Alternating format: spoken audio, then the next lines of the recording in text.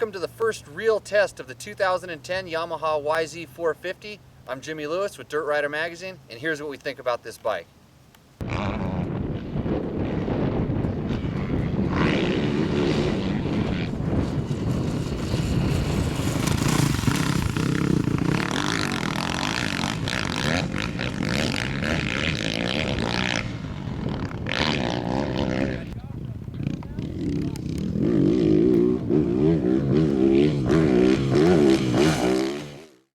Okay, you probably read the first impressions, and there's been a lot of hype about this bike, and there's one thing I can tell you: believe it.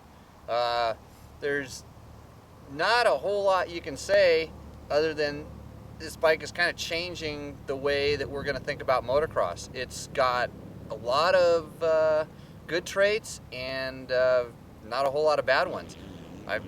After riding this thing for a few hours today, I'm sitting there trying to find something I don't like about it, and about the only thing I have is the starting. And surprisingly, since the last time we rode it at Budds Creek a few weeks ago, the starting has gotten better. And we all know that's a plug and play away, and I'm sure we'll dig into that a little bit later, but for sure it's better. Okay, truthfully, the most shocking thing about the YZ450 for me was the suspension. It feels soft. It's plush. It goes, you can hit bumps and you ride right through them, and you're like, what happened? I expected to get kicked or bucked. And then at the same time, being soft, it's stiff. It doesn't bottom out, and it's not like it's wallowy. So I'm not sure what they've got going on there. I think it's a lot of the way the suspension is actually tuned, and then they've done something with the frame flex that makes this thing just go really good through the bumps. We were riding on a really rough, kind of choppy track today, and compared to some of the other bikes we had out here, this thing was just going right through stuff. And on the other bikes, I thought, oh, when I come around the next time on the Yamaha, I'm actually going to have to hit that. But I was hitting on the Yamaha, I just didn't notice it. And that's how good the suspension was. Of course, everybody's going to ask about the lightweight feel and the handling, and it's true. Yamaha has definitely done something by shifting the motor backwards in the frame.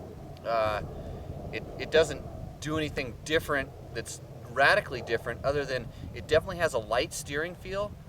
I would almost go as far as to say it has that light two-stroke, steering feel, bordering on 250F. There's still some mass to the bike, and especially when you're on the power hard, you can feel the weight of the bike, and it's still a 450. But when you're like turning and stuff, it's light. It has a real neutral feel, and when you drop into turns, it's real easy to throw into the turns, and then it just flows right through them. So for the handling package, it's done pretty good.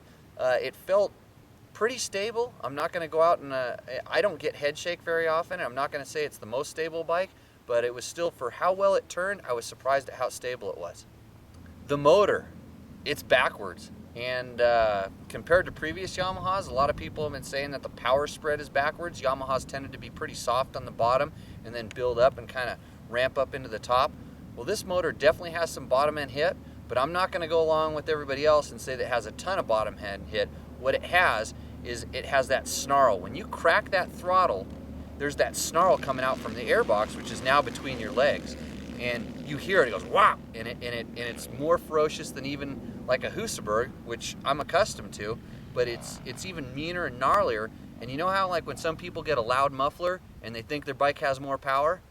I'm going with that. That Yamaha, it's got good bottom end power. The throttle response is stellar, and it's got really good mid-range, and then it kind of doesn't really it doesn't really go crazy on top, but it's still got some. But I think that the response on the bottom, people are hearing that noise and kind of going, wow, that thing's really fast. But overall, I think it's a really good motor. Yamaha's done a great job with the fuel injection. Like I said before, they've played around with the ignition mapping, I'm sure, or they've done something to improve the starting compared to the way it was described from Budds Creek. And overall, I think they're sitting on a pretty nice package for 2010. I think the competition is going to have a tough time with this one, that's for sure. So that's it from our first video test of the YZ450. We're heading to shoot out with this thing, and it's going to be a fun one, that's for sure. We'll see you at the track.